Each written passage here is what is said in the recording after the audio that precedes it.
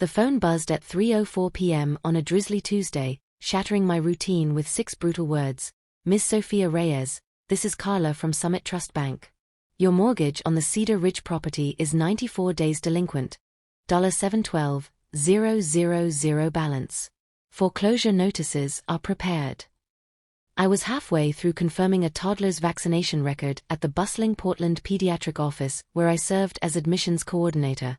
32, happily renting a compact loft near the Willamette River, student debt almost gone, no dreams of homeownership in today's market.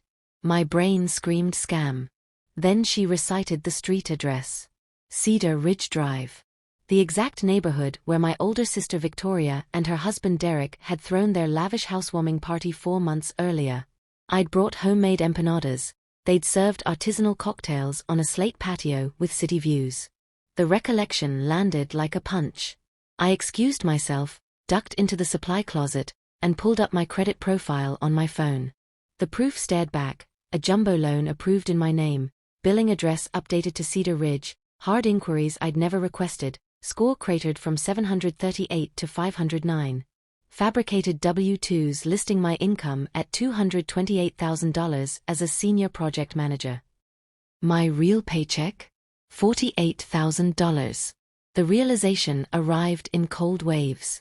Victoria, the family's shining star, top producing agent at a luxury brokerage, always impeccably dressed, always one step ahead.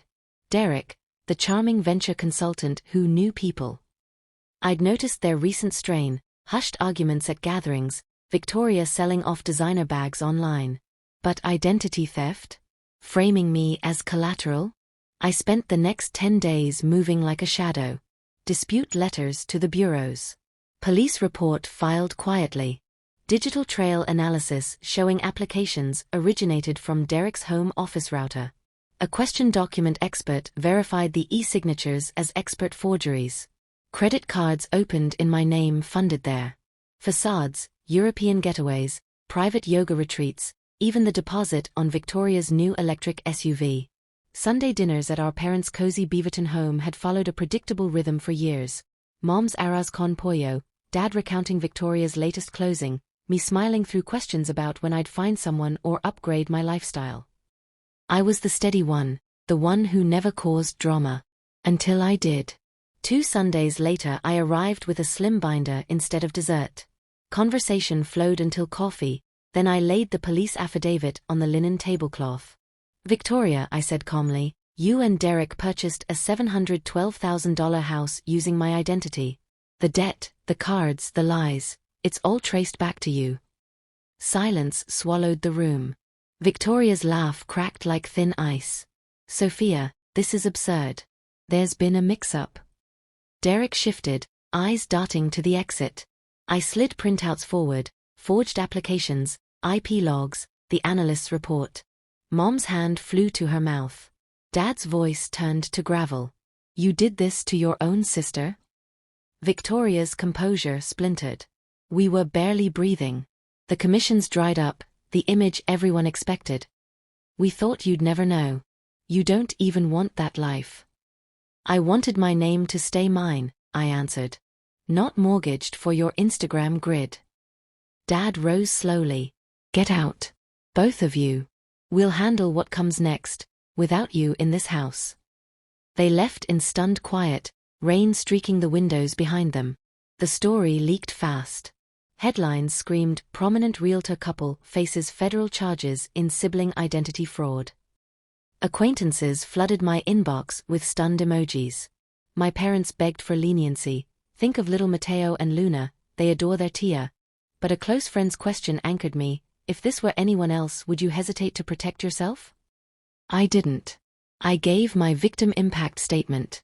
The DA pressed charges. 11 months later, plea agreements landed. 22 months for Victoria, 16 for Derek. Their polished online empire dissolved under court filings and scrutiny. Meanwhile, I signed papers for my own place, a simple 3-bedroom bungalow in outer southeast Portland. Peeling porch paint, tiny herb garden out back, mortgage I qualified for honestly. No illusions, just ownership earned. Move-in day, my parents showed up with foil trays of Mom's arroz and a potted jade plant. Dad pressed it into my hands. You stood up when it mattered. I should have said it sooner. A glitter-stamped envelope arrived days later from 7-year-old Luna. Dear Aunt Sophia, Mommy made a big mistake. I still love her and I love you. I drew a rainbow for your new garden. Can we help plant it? I traced the crayon lines, throat tight. Forgiveness isn't promised. But roots?